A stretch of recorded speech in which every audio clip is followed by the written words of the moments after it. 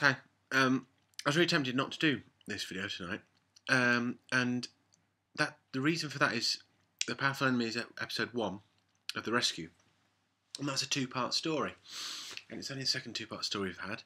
And like the previous one, it's written by David Whittaker, who knows the show very well, obviously, because he's script edited it. And what we can... No, I'm not going to say that. See, this is a tricky thing. Already, this episode, which is brilliant, feels like New Who.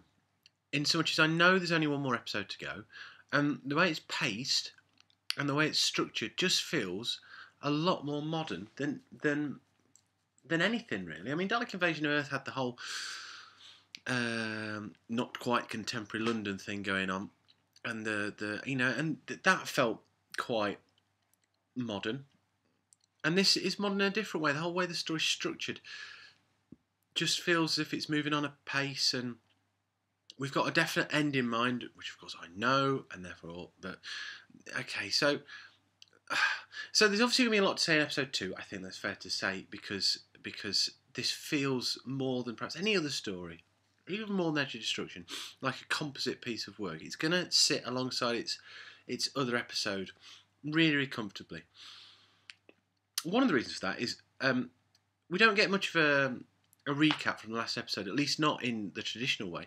The TARDIS lands, but then immediately we shift focus to this crashed rocket and the two people within it. One of whom is this plucky young girl called Vicky, and one of them is Bennett, who seems to be bedridden and pretty much a bit miserable. And a lot of the early part of the episode is just them two talking. And although we have done that in previous episodes, this does feel quite significant, you know. And again, I'm struggling a little bit because I know what the significance of this is going forward.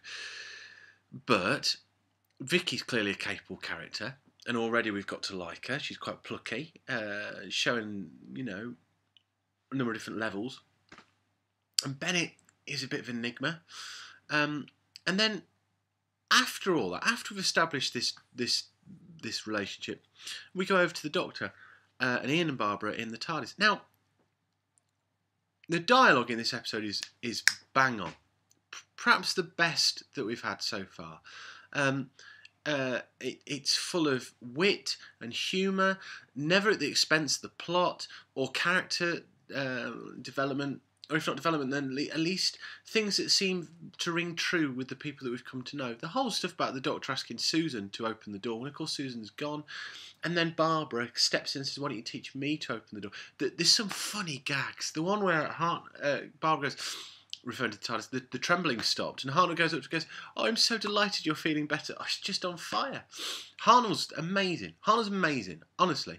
And I think also the fact that we're watching these in order just means that we get to see what a fine actor at Hartnell is. He's really tuned into the fact that the audience is going to care about the fact that Susan's gone a lot more than later Doctors will, and later production teams will understand that we invest in these characters. When they go, we miss them. So we openly see the Doctor missing Susan.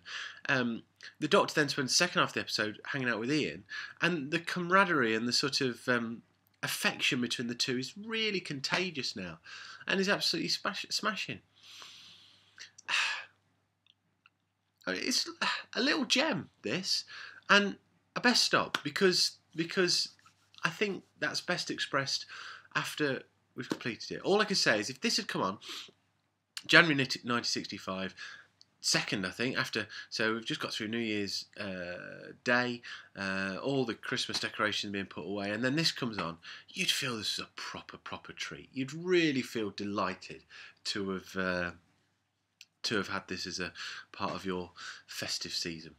So, game on. This is really good. Anyway, cheerio. Bye-bye.